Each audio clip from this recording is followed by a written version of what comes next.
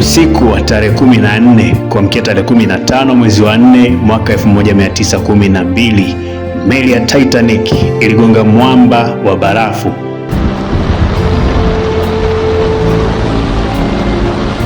Saa 5 dakika 40 na saa 8 dakika 20 meli ilizama kabisa, ikimaanisha ilichukua dakika 160 tu kupotea kabisa kwenye uso wa maji katika eneo la kaskazini mwa bahari ya Atlantic katika eneo la Newfoundland nchini Canada.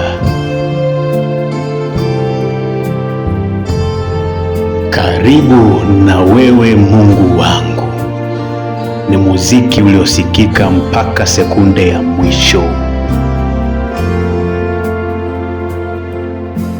Uliimbwa na nani? Bendi ya The Wallace Hartley Band. Bendi iliyokuwa ikitumbuiza kwenye meli ya Titanic haikuwa bendi ya kawaida. Ilikuwa ikiongozwa na Wallace Hartley, mwanamuziki mwenye asili ya Uingereza. Bendi hii ilikuwa na jumla ya wanachama 8 ambao walikuwa wamegawanyika katika vikundi vidogo, trio na quintet, ili kutoa burudani katika maeneo tofauti ya meli.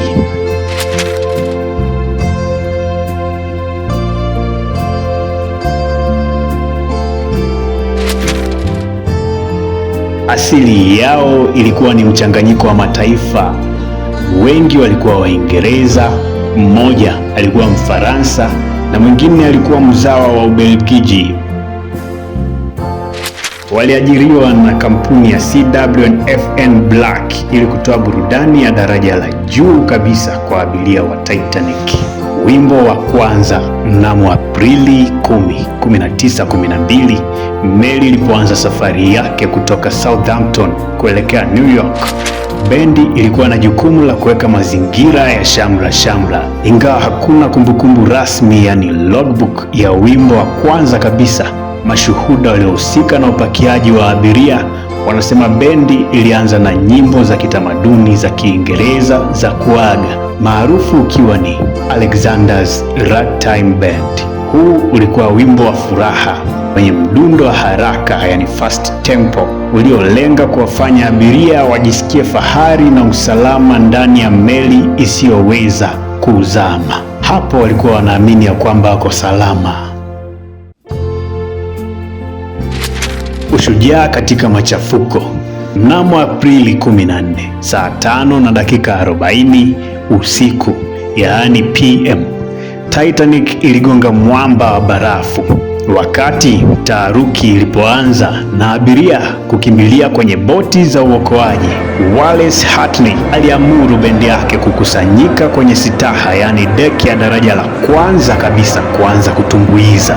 Hawakulazimishwa na nahodha wala sheria, walichagua kupiga muziki kwa hiari yao.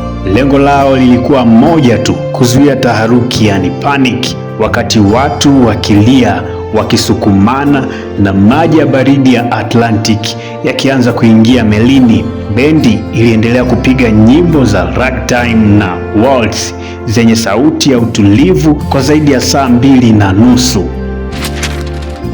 Wimbo wa mwisho, Nearer My God to Thee, karibu na wewe Mungu wangu, karibu zaidi na wewe Mungu wangu.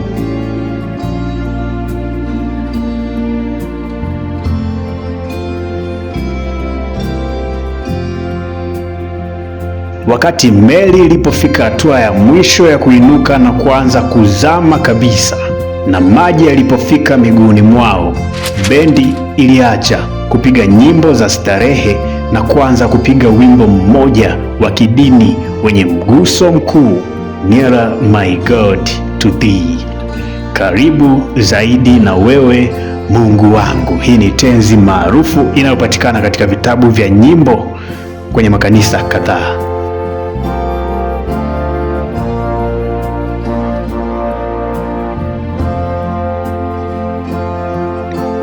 Huu ulikuwa wimbo wa kiroho uliokuwa na maana ya kujiweka mikononi mwa Mungu. Mashuhuda waliokuwa kwenye boti za uokoaji walisema Sauti ya vyombo vyao ilisikika kwa huzuni kubwa kwenye giza nene la usiku. Ilikuwa tumaini la mwisho kwa wale waliokuwa wakifa majini.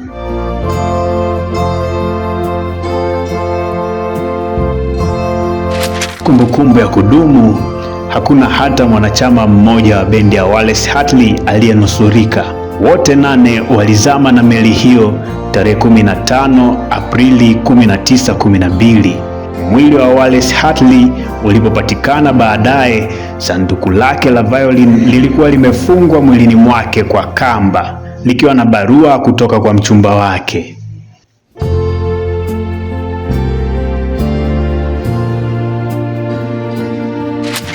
Leo hii bendi hiyo inakumbukwa kama mfano mkuu wa uwajibikaji na ushujaa. Walitumia kipaji chao kutuliza nyoyo za maelfu ya watu katika dakika zao za mwisho za uhai wao, huku wao wenyewe wakijua fika ya kuwa hawatatoka hai.